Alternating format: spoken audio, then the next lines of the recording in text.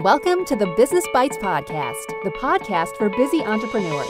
Whether you're an online entrepreneur or seeking after brick and mortar success, this podcast brings you quick bites of content so you can learn and grow anywhere you are. Now here's your host, Rachel Brainke.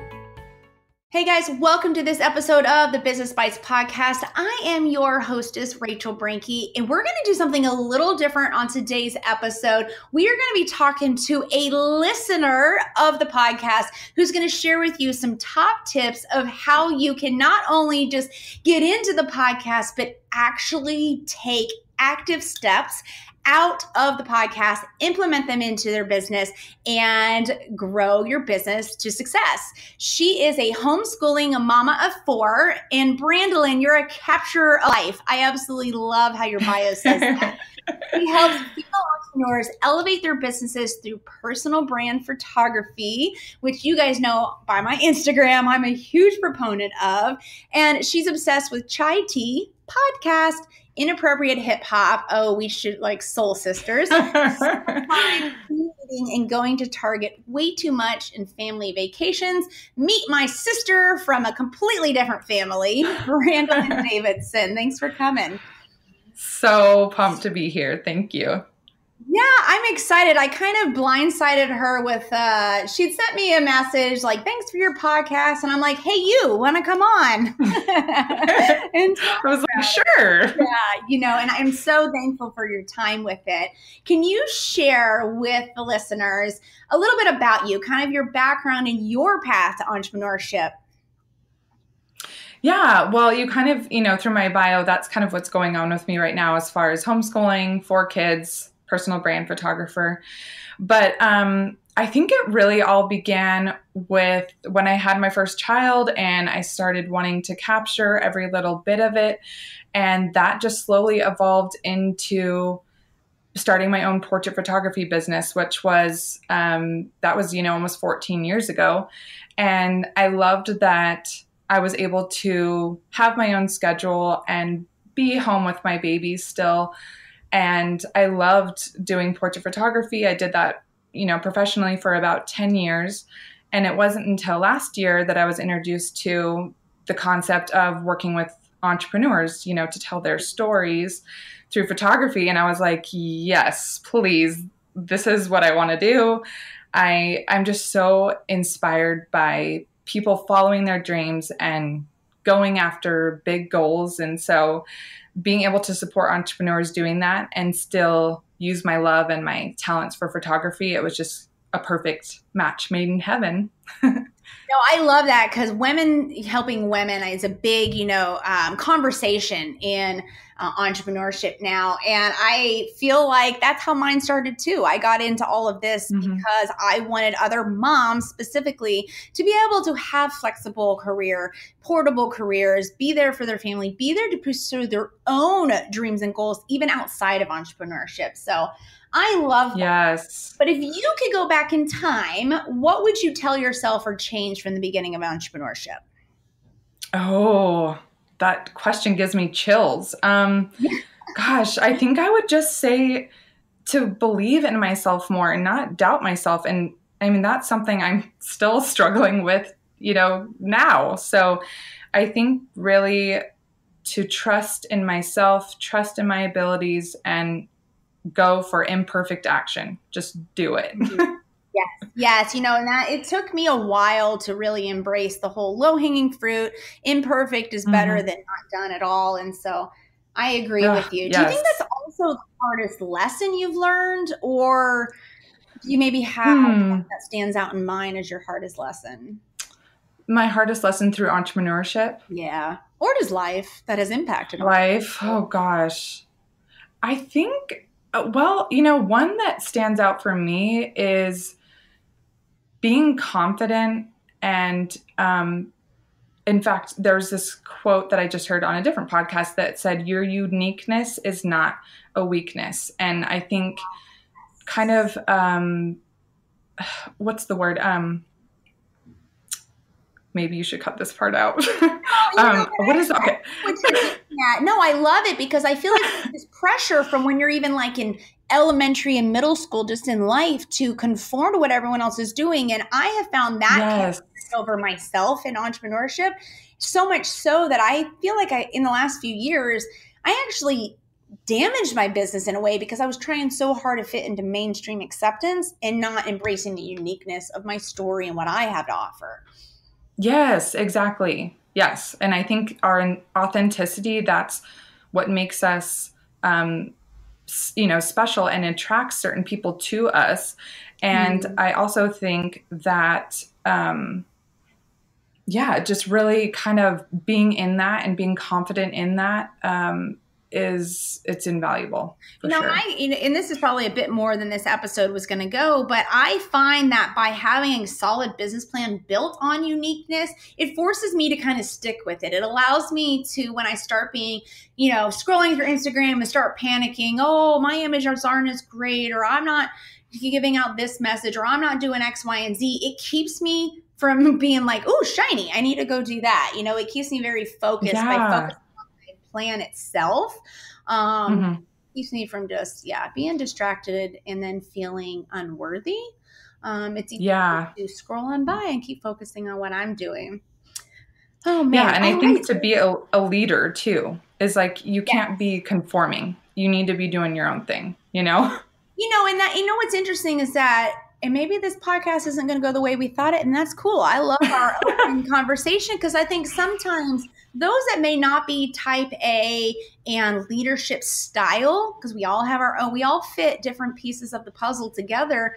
I still think there's an element of leadership that all entrepreneurs, you have to have. And I've coached and consulted entrepreneurs who have realized they don't want to be a leader and they don't want to be the owner. They don't want to be the CEO. That's okay. They want to be the doer. So like for photographers, they've moved into working for other people, and it still allow them flexibility. But and it's that uniqueness doesn't mean you have to necessarily be so drastically unique. It could just be in the way that you present yourself, the way that you lead your specific skill set or difference from others. Yeah, totally. Could not agree more. Oh, right. And I know that we're both unique and that's how we've both attracted to one another. But what I really want to hear from you through this episode is, how do you approach podcasts? There's so many out there. How do you make a plan on what you're going to listen to? When do you listen to? And how do you act on them?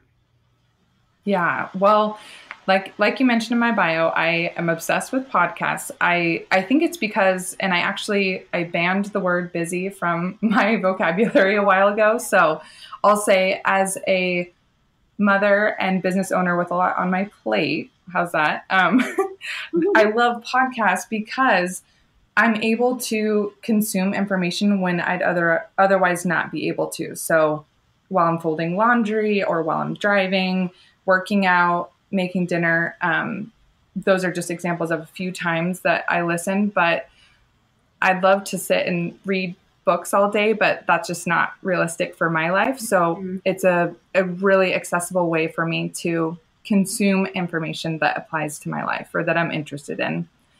And I listen to quite a few different podcasts, but most of them I'd say are either in the business entrepreneurial based group, or I also really love self-help mindset type podcasts. And I actually put together a list of my top 10 podcasts for female entrepreneurs, which of course the Business Bites is on. So you have to link to that. Yes. And actually, guys, I will link it. It's going to be episode 78.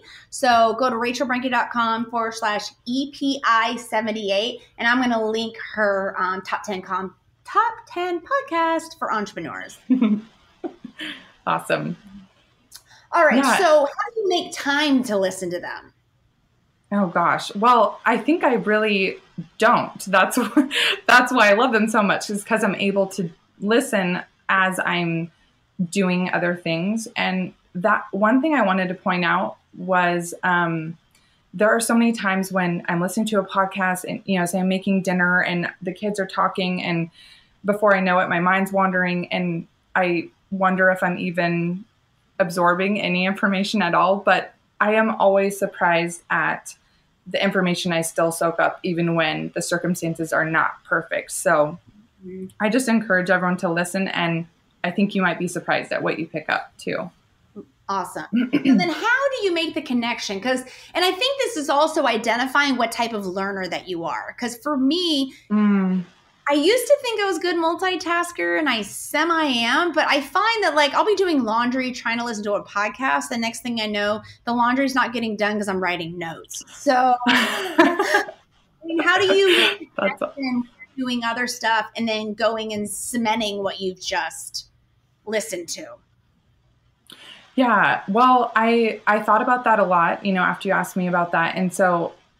And I kind of was trying to pay attention to what I do. And there's 3 things I found that help me get the most out of podcasts and really absorb that information. But like you're saying, more importantly, how I actually implement them into my life and my daily business.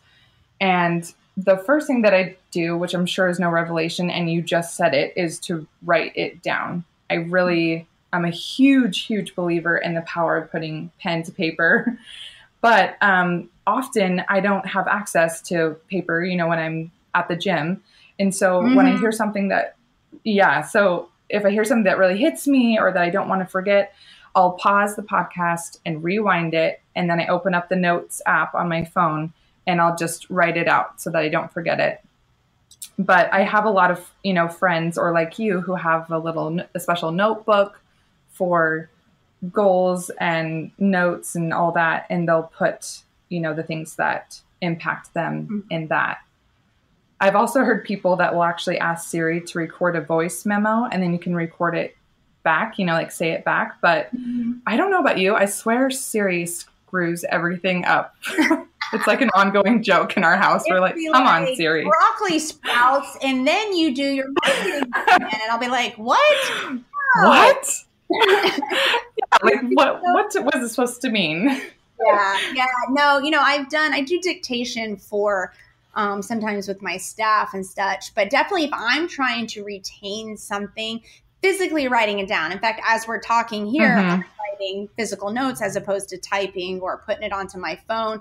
And I don't know, maybe I'm just old school. I was the same way during law school. Everyone else had their computers and I had an old printed stack of papers and I just wrote and wrote and wrote. And so for me, that's really key on any education, but especially podcasts, because there's nothing visual to see. I mean, there may be transcripts and show notes like we do, but even then, by then I've already listened to the whole podcast and it's not the same as like slides or whatever or notes. So yeah, definitely. Yeah. Now, when you write these, are you putting deadlines or how do you force yourself to do the action?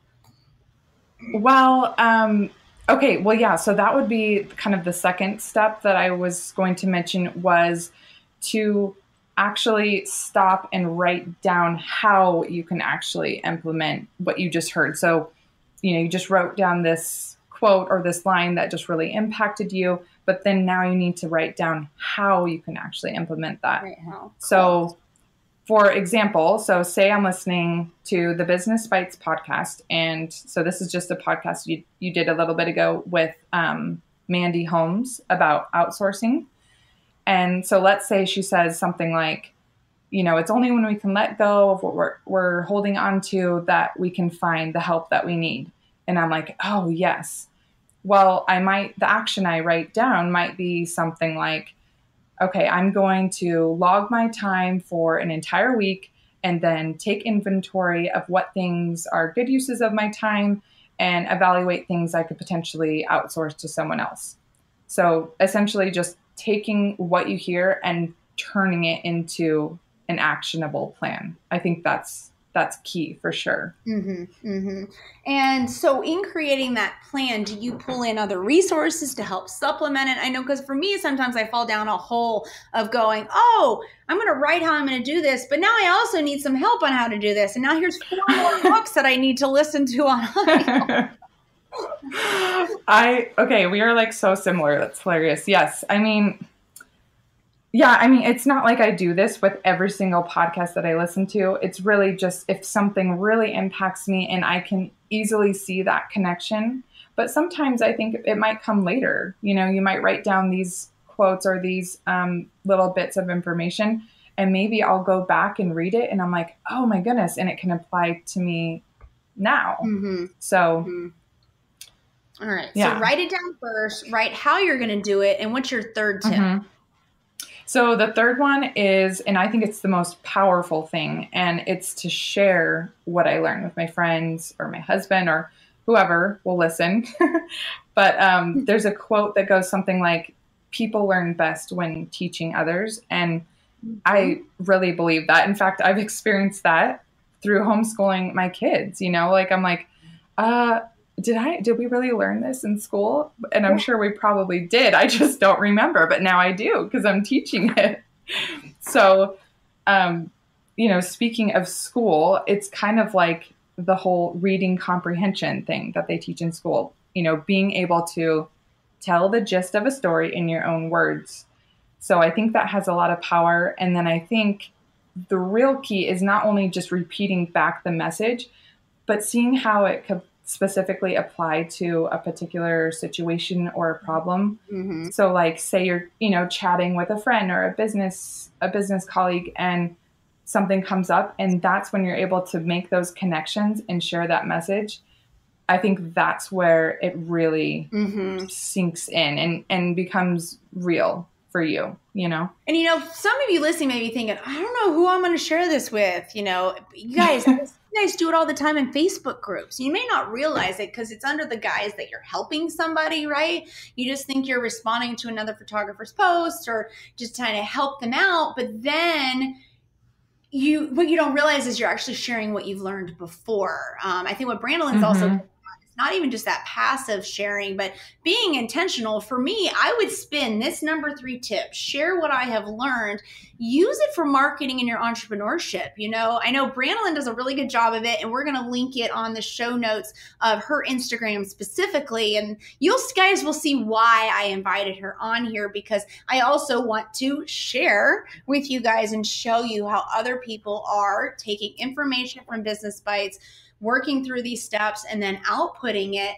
But I think you can also be intentional, whether it's through Instagram, the way Brandolins do it, or just getting on the ground floor of your local community, maybe your chamber of commerce, there's local networking groups, and asking, can I come share what I've learned? A lot of them already have existing nights where they do like roundtable talks, or maybe you can become the facilitator of one. If you don't have time, just simply see what's available, at least to begin, and that will blow wide open local marketing.